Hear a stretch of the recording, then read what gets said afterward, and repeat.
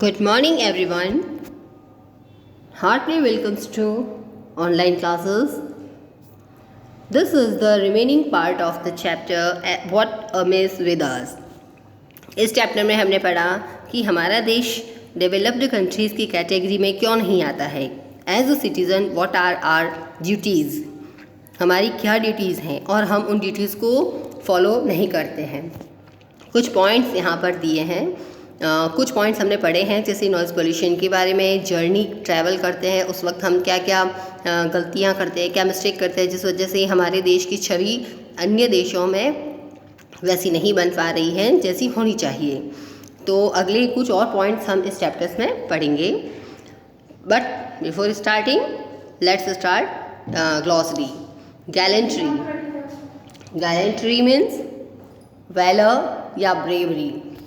Calamity. Calamity यानी sudden bad event that causes a lot of damage to lives and property. Aeon. Aeon a very long period of time, बहुत लंबा समय, यानी कल्प कह सकते हैं या युग कहते हैं.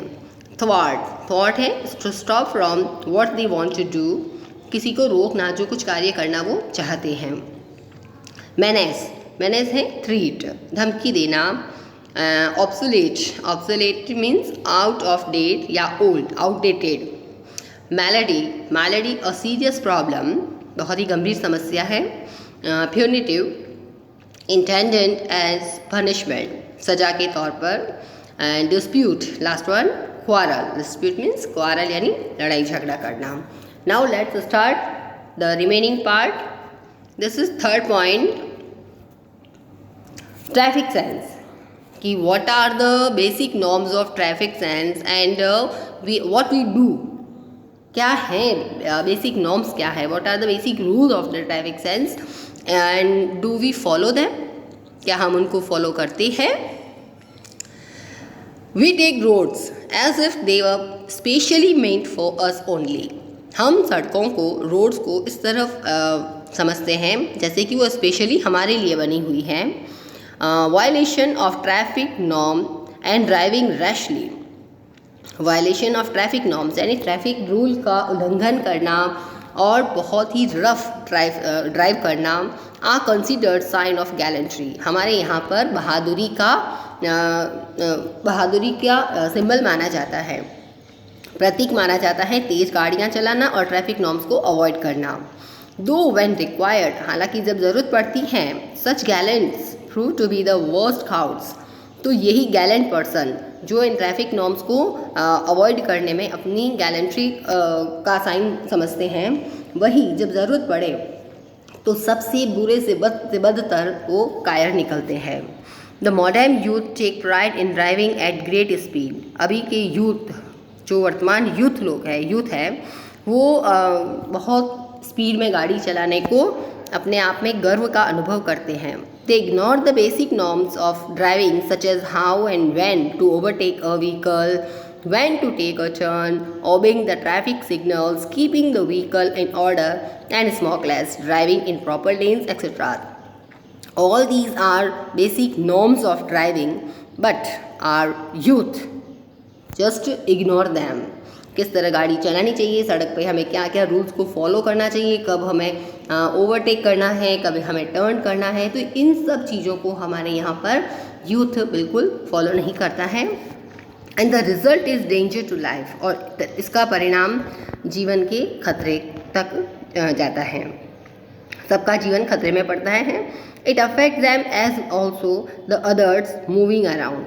और ये उनका ये व्यवहार जो है वो उनके खुद के जीवन को तो प्रभावित करता है, इसके अलावा उनके आसपास जो अन्य लोग चल रहे होते हैं उन लोगों को भी बहुत प्रभावित करता है. In fact the movement on roads has become so dreaded and unsafe that affect the nervous system of many a sensitive being.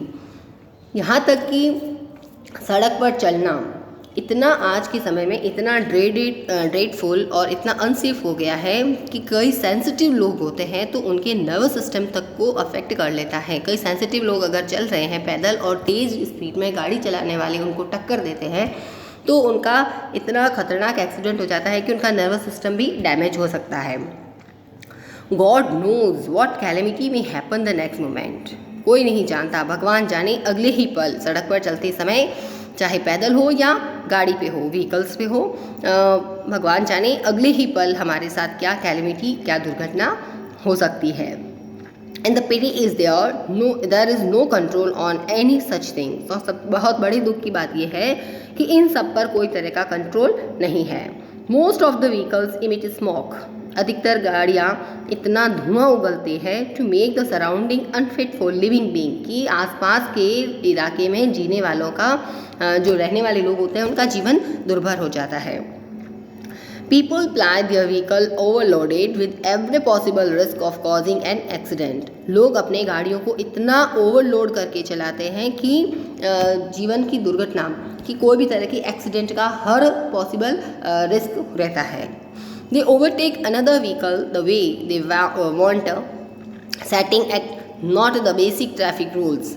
अन्य गाड़ियों को वो इस तरह ओवरटेक करते हैं कि वो बेसिक ट्रैफिक रूल्स को भी बिल्कुल फॉलो नहीं करते हैं और ओवरटेक करते हैं। एंड दस playing with the lives of innocent people. और इस तरह वो अन्य जो दूसरे बेचारे निर्दोष लोग चल रहे होते हैं उनके जीवन के साथ भी खेलते हैं। खुद तो अपने जीवन का खतरा बनाते हैं, लेकिन अन्य लोगों को भी खतरे में डाल देते हैं।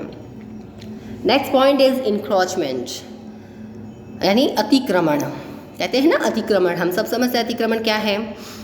Writer says pen is mightier than the sword is very often kept the subject for debates in many an educational institution. कई एजुकेशनल इंस्टीट्यूशन होते हैं तो वहाँ डिबेट के प्रोग्राम होते हैं। हमारे यहाँ पर भी होते हैं ऐसे कॉम्पिटिशन्स, वाद विवाद। तो उसके अंदर जनरली ये वेरी ऑफन ये सब्जेक्ट रखा जाता है डिबेट का, that pen is mightier than the sword, यानी कलम जो है वो तलवार से भी अधिक शक्तिशाली होती है। इन रियलिटी, बट वाकई में वास्तविकता क्या है इस पंक्ति की वास्तविकता ये है, the muscle power is stronger than the brain power, कि जिसमें मसल पावर है, जो वाकई में शक्तिशाली है, वो ब्रेन पावर से भी ज़्यादा शक्तिशाली माना जाता है। And it has been so since aeon, और ये बात आज की नहीं है, ये तो कई कल्पों से, कई युगों से चली आ रही है। Generally those with muscle power are uncivilise, generally जो लोग मसल्स पावर रखते हैं वो अनसिविलाइज्ड होते हैं, असभ्य लोग होते हैं। They consider public property their own, वे सोचते हैं कि ये सारी पब्लिक प्रॉपर्टी उनकी खुद की है। Making a small beginning they grab what ever maximum property they can in course of time, और वे ये सोचते हैं कि जितनी हो सके ये प्रॉपर्टी, पब्लिक प्रॉपर्टी है, वो अपने आप में ग्रैब करना वो खुद चाहते हैं, यानी छीन लेना चाहते हैं।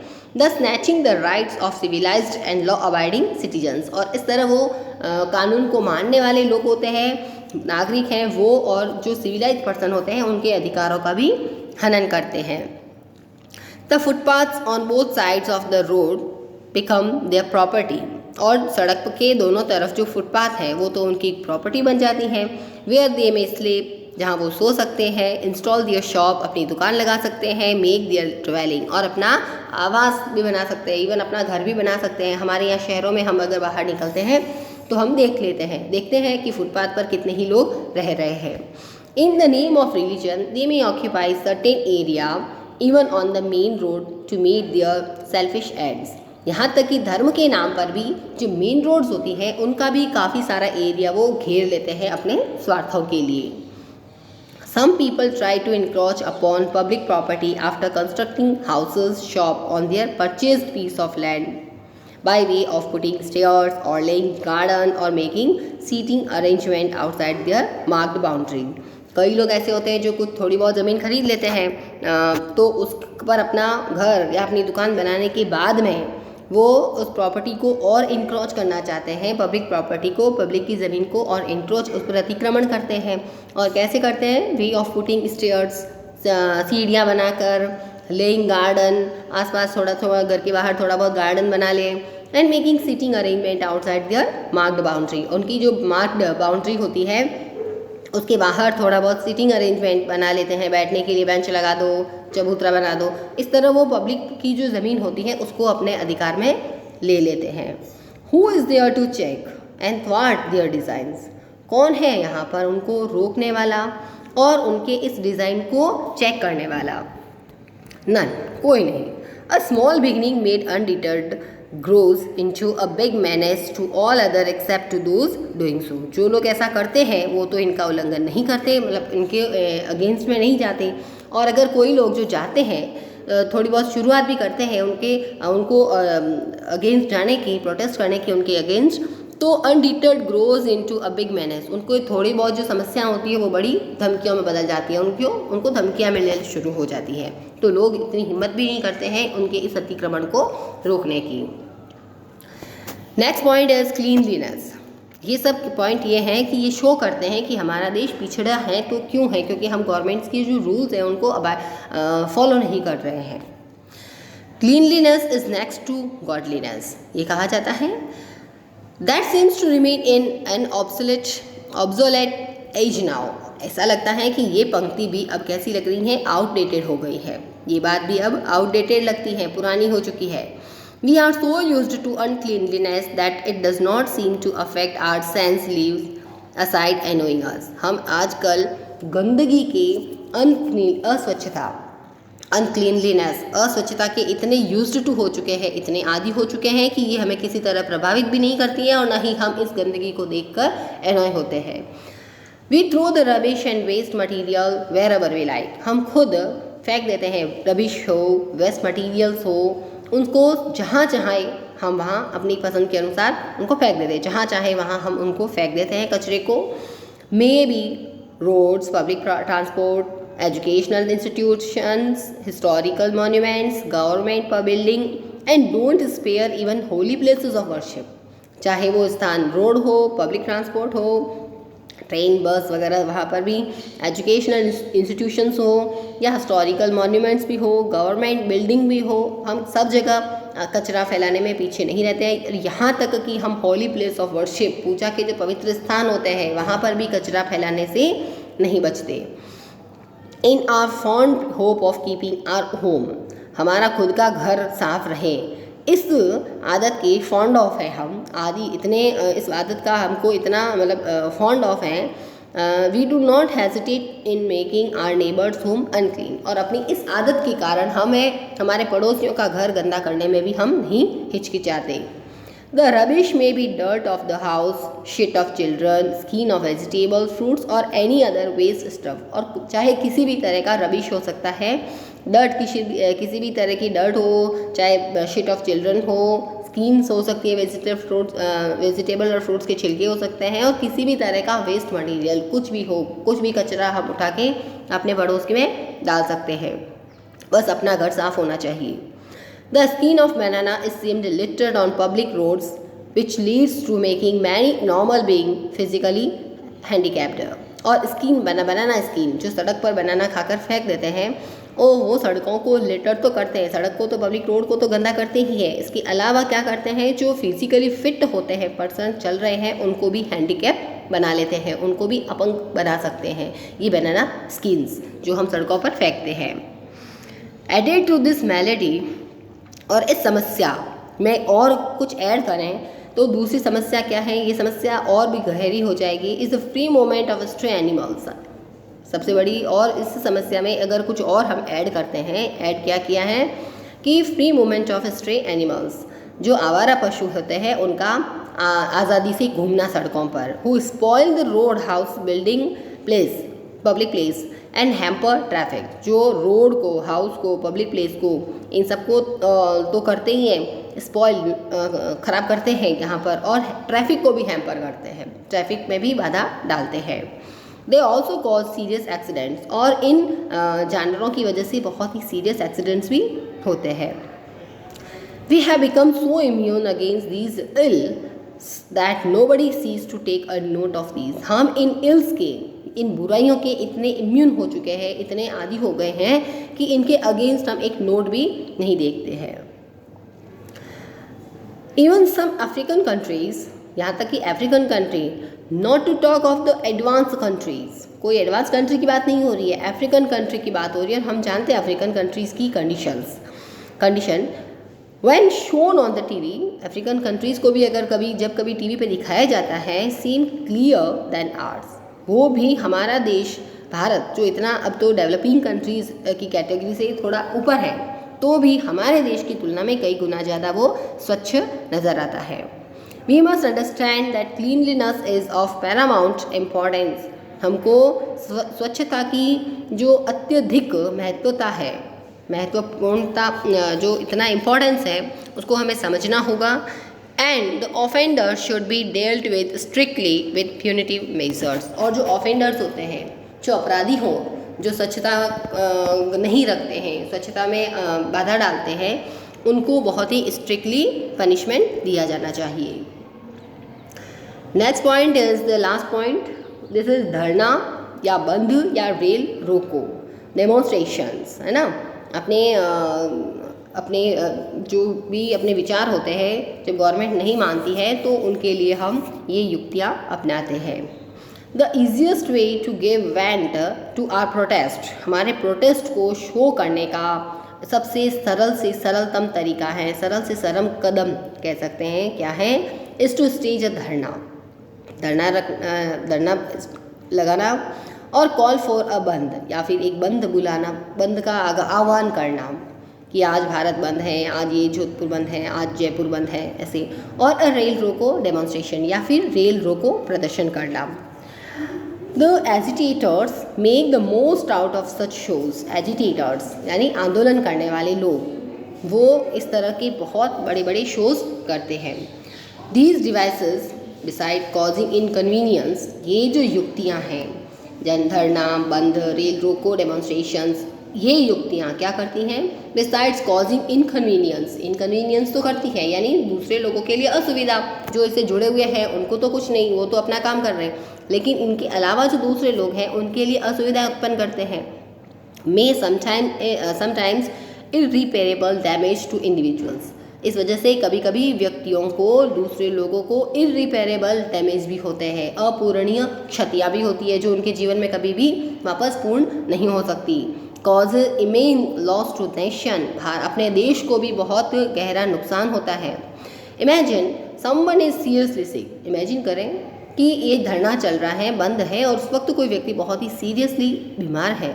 Another has an incapable appointment, किसी अन्य व्यक्ति का बहुत ही सीरियस अपॉइंटमेंट है, नौकरी के लिए साक्षात्कार हो सकता है, किसी डॉक्टर से अपॉइंटमेंट हो सकता है, कोई भी तरह का जो कभी वापस उसको नहीं मिलने वाला chance. And still another has no provision at home, और ये भी हो सकता है कि किसी अन्य व्यक्ति के घर पे प्रोविज़न नहीं हो, सामान नहीं हो।